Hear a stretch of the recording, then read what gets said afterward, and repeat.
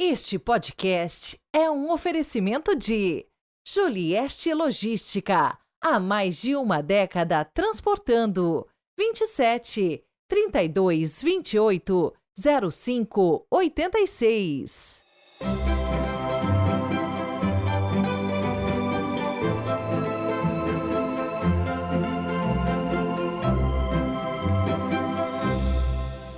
Domingo da oitava da Páscoa, domingo da Divina Misericórdia, 7 de abril de 2024. Sejam muito bem-vindos. Hoje quero mandar aquele super abraço para Maria de Lourdes Castilho, da cidade de Guarujá, São Paulo. Parabéns, Deus te abençoe infinitamente.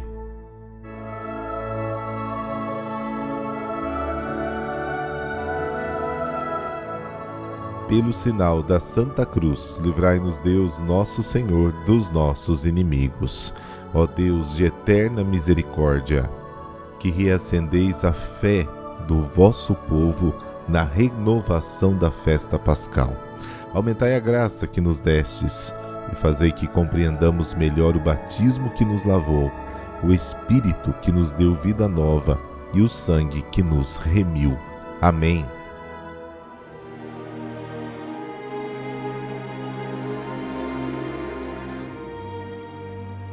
João, capítulo 20, versículos de 19 a 31.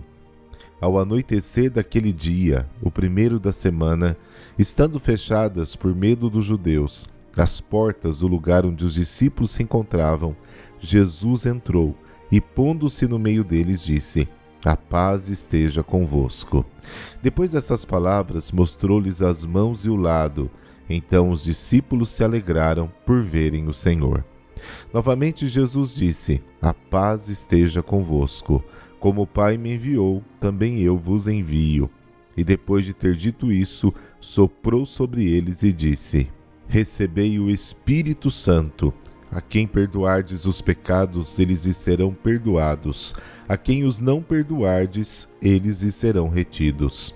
Tomé, chamado Dídimo, que era um dos 12, não estava com eles quando Jesus veio. Os outros discípulos contaram-lhe depois: Vimos o Senhor. Mas Tomé disse-lhes: Se eu não vir a marca dos pregos em suas mãos, se eu não puser o dedo nas marcas dos pregos e não puser a mão no seu lado, não acreditarei. 8 dias depois, encontravam-se os discípulos novamente reunidos em casa, e Tomé estava com eles. Estando fechadas as portas, Jesus entrou, pôs-se no meio deles e disse: A paz esteja convosco. Depois disse a Tomé: Põe o teu dedo aqui e olha as minhas mãos. Estende a tua mão e coloca do meu lado. E não sejas incrédulo, mas fiel. Tomé respondeu: Meu Senhor e meu Deus. Jesus lhe disse: Acreditaste porque me viste? Bem-aventurados os que creram sem terem visto. Jesus realizou muitos outros sinais diante dos discípulos que não estão escritos neste livro, mas estes foram escritos para que acrediteis que Jesus é o Cristo, o Filho de Deus, e para que, crendo, tenhais a vida em seu nome. Palavra da salvação. Glória a vós, Senhor.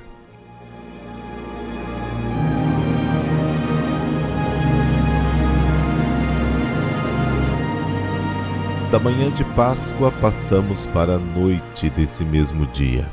Somente João diz que Jesus apareceu entre os seus seguidores, entrando a portas fechadas. Estavam trancados no cenáculo por medo dos judeus.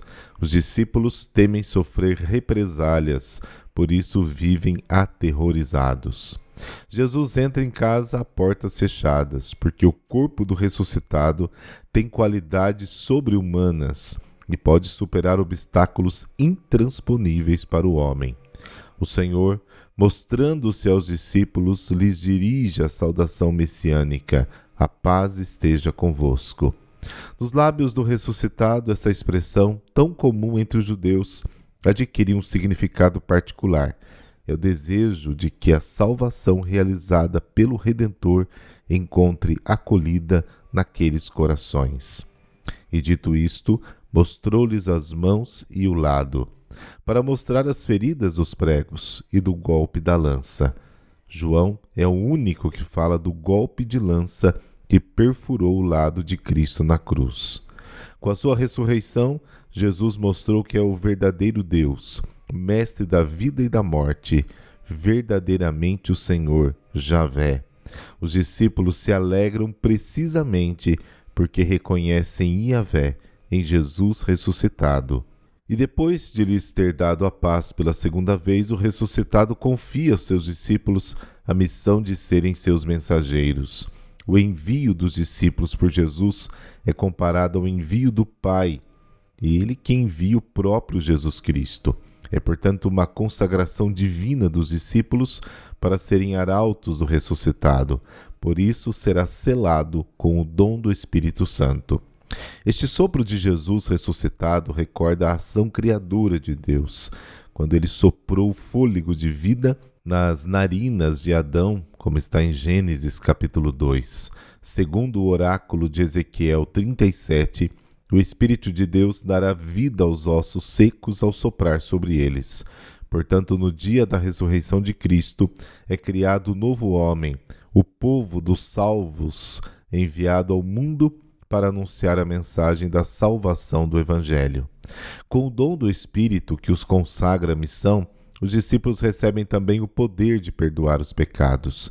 Perdoar pecados significa purificação da culpa, através do sangue de Jesus. Este poder de perdoar pecados está reservado a Deus e ao seu Filho. No dia da ressurreição, Jesus confere esta faculdade divina à Igreja. João, depois de descrever o primeiro encontro de Jesus com seus seguidores na noite de Páscoa, tem o cuidado de salientar que Tomé estava ausente quando Jesus veio. Este homem muito concreto quer ver com os olhos e tocar com suas próprias mãos. Ele não acreditará até ver a marca dos cravos nas mãos de Jesus e colocar o dedo no lugar dos pregos e a mão na ferida do lado. Esta frase do apóstolo é aberta pelo verbo ver e encerrada pelo verbo crer. Ele declara abertamente: se não vejo e não toco, também não acredito. E aí, na segunda aparição aos discípulos no cenáculo, 8 dias depois, Jesus, depois de ter saudado seus amigos com o dom da paz, se dirige ao apóstolo incrédulo, o exortando a tocar nas suas feridas para acreditar. E neste convite, o Senhor interpreta as palavras de Tomé quase literalmente, deixando de lado a frase sobre ver, porque o apóstolo tem o Senhor diante de si. A exortação do Senhor a não ser incrédulo, mas crente, encontra resposta na profissão de fé de Tomé, que reconhece Jesus como o Senhor, o seu Deus. O adjetivo meu diante do Senhor e de Deus denota um acento de amor e de pertença. Na resposta às palavras de Tomé, Jesus dirige o olhar para os futuros discípulos, que não se encontrarão nas condições do apóstolo, porque não terão a possibilidade de ver o ressuscitado. São proclamados os futuros discípulos que irão crer sem ter visto, e por isso serão abençoados. A sentença de Jesus a Tomé contém uma censura velada, porque a fé pura deveria ignorar o ver e o tocar. Porém, na passagem final do seu evangelho, João declara que os sinais realizados por Cristo não são inúteis, antes devem favorecer a fé. O evangelista declara que a coleção dos sinais reveladores de Jesus contidos no seu livro é incompleta e parcial. A finalidade da coleta dos sinais realizados por Jesus, ou seja, a finalidade do evangelho, é despertar e fortalecer a fé no Messias, o Filho de Deus. O efeito salvífico desta adesão a Cristo, Filho de Deus, é a posse da vida divina, através da sua pessoa. As últimas palavras de Jesus, bem-aventurados aqueles que não viram e ainda acreditam, constituem o ápice das aparições de Cristo ressuscitado aos discípulos. A mensagem desta bem-aventurança do Evangelho é importante para todos os cristãos de todos os tempos. Alguns deles procuram com aquela insaciável fome aparições, prodígios, mensagens celestiais. A Constituição dogmática do Concílio Vaticano II sobre a revelação divina nos lembra com autoridade que nenhuma outra revelação pública deve ser esperada antes da vinda final do Senhor. Isso está na Dei Verbum, número 4. Deus se manifestou autenticamente na Sagrada Escritura, que representa a regra suprema da fé da Igreja, o alimento saudável e substancial da vida do povo de Deus. Dei Verbum, número 21.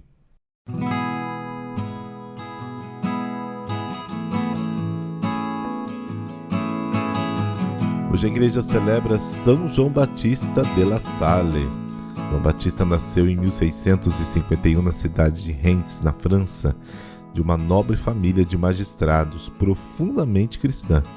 Primogênito de 11 irmãos, dos quais 4 se formaram religiosos, desde cedo sentiu inclinação para o sacerdócio e, na infância, brincava de repetir as celebrações litúrgicas, das quais participava com a mãe, num altarzinho montado por ele. Aos 10 anos, entrou para o Colégio dos Bons Meninos.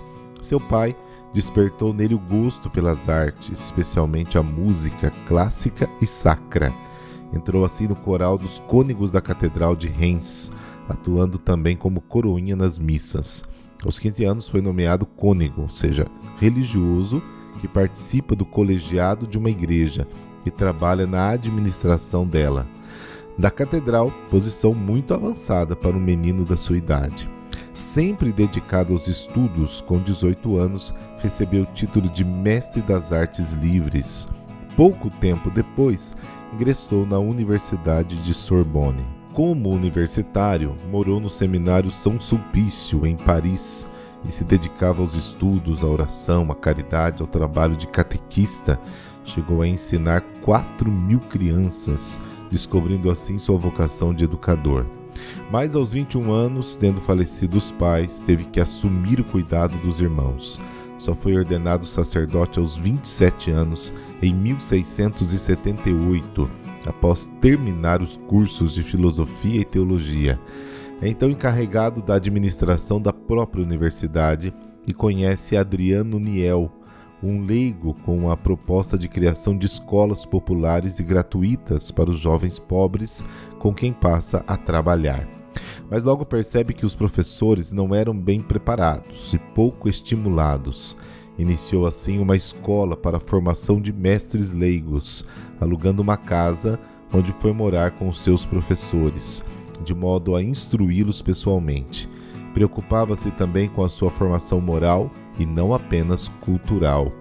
Suas modificações pedagógicas incluíam a introdução de aulas coletivas e não mais individuais, dividindo as lições em classes no ensino fundamental. Pela primeira vez, as aulas de leitura deram prioridade à língua materna, o francês, ao invés do latim. Organizou cursos noturnos e dominicais para os jovens trabalhadores. Ofereceu cursos de formação técnica, comercial e profissional para os jovens. Também havia criado a formação normalista dos professores. A primeira escola laçarista gratuita surgiu em 1679. Em 1681, João termina o doutorado após o que fundou a Congregação dos Irmãos das Escolas Cristãs, com carisma da formação humana e espiritual de crianças e adolescentes pobres. Esta nova congregação era composta não só por sacerdotes, mas também homens leigos consagrados. Essa ideia foi seguida posteriormente pelos maristas, que renunciavam ao matrimônio para se dedicar totalmente aos alunos. Rapidamente, novas escolas foram sendo abertas e em 1700 a congregação abriu um seminário, onde era ensinado pedagogia, gramática, leitura, matemática, física, catecismo da Igreja Católica e música litúrgica. João renunciou ao cargo de cônego e seus privilégios em favor de um sacerdote muito pobre e distribuiu os bens de família aos necessitados. Assim, os irmãos e as escolas passaram a viver confiando apenas na providência de Deus. Multiplicaram-se logo por toda a França. Como é normal no caso de santas obras, seu crescimento foi acompanhado de injustiças. Os chamados professores de rua acusaram João de receber dinheiro dos alunos, gozar de privilégios reservados às associações profissionais e manter um grupo de professores sem a devida autorização. Ele foi atacado pelo alto clero de Paris, por alguns párocos, por autoridades civis, a ponto de ser obrigado a transferir tudo para uma cidadezinha perto da capital francesa. Reagiu retirando-se em oração, isolamento penitencial, meditação e estudo. Por fim, em 1702, após uma visita canônica, João foi deposto do cargo de superior. Ele dizia o seguinte: se o nosso instituto for obra humana, vai desaparecer. Mas se for obra de Deus, todo esforço para destruí-lo será inútil. Na sexta-feira da Paixão, 7 de abril de 1719, idoso João, que sempre dedicara muitas horas diárias à oração e duras penitências, faleceu. Sua congregação contava então com 700 irmãos, mais de 100 casas e 20.000 alunos. Atualmente está espalhada por todo o mundo, inclusive no Brasil. São João Batista de La Salle é considerado precursor do ensino popular generalizado e declarado padroeiro principal e universal de todos os educadores. Senhor Deus, Supremo Mestre, que nos ensinais sempre os caminhos do bem, concedei-nos pela intercessão de São João Batista de La Salle a graça de termos santos mestres em todas as áreas da vida, para que aprendamos e coloquemos em prática coerentemente os vossos ensinamentos, que devem iluminar tudo, absolutamente tudo o que fazemos. Amém. Abençoe-vos o Deus que é todo-poderoso, Pai, Filho, Espírito Santo. Amém. Bom domingo e até amanhã, se Deus quiser.